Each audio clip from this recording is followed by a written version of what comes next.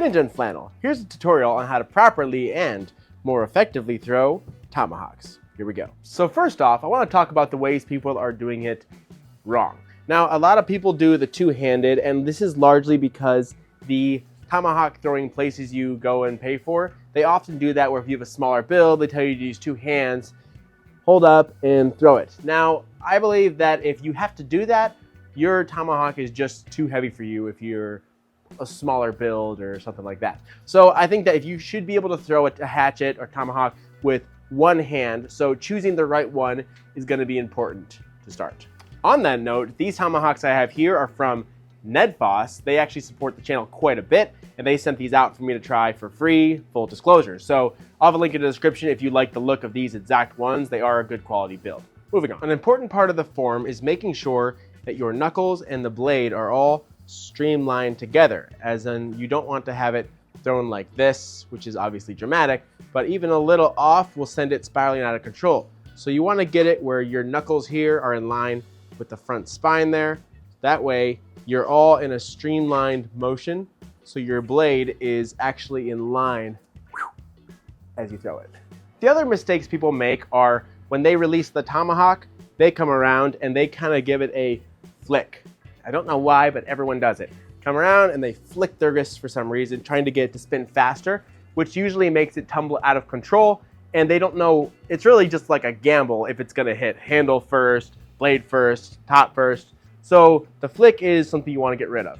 When you throw the correct way, you're going to start back almost like a baseball pitch. I do left foot forward, but whatever floats your boat. You bring a nice sweep around, and when you get to this point, it's going to be flying. You keep following through. Your hand should be a full, almost tomahawk motion, all the way through.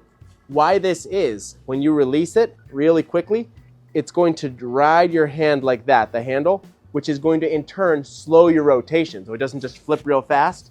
It's gonna slow it down, and it's gonna come out with this nice clean through the air. And then you can start to gauge how it's going to hit the target. At that point, you can start changing the way you throw it depending on what distance you feel you're at. So it always hits head first no matter where you start.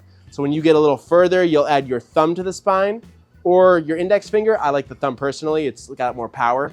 So when you throw, it gives you more break on the handle on its way out because you're following through, pushing down, and it'll make this really long sweep. So you can do a far throw, hit head first. If you get closer, you can choke all the way to the bottom, give it a more of a snap, and it'll give it a tighter twist, like that into the target for closer hits. So that's your base to, actually that's your base to all of this. It's all about that form and how your release follows through, and you're always better off just sending it with a lot of power. Usually people giving reservations and kind of, flipping it a little is what goes wrong. You just figure out your base form and just full send. So that's pretty much it. This is a short video, but it's throwing a hatchet. Not that much needs to be said. So yeah, let me know how it goes. Let me know what you think about this video. And the next thing you can add once you get this down is throwing two of them at the same time.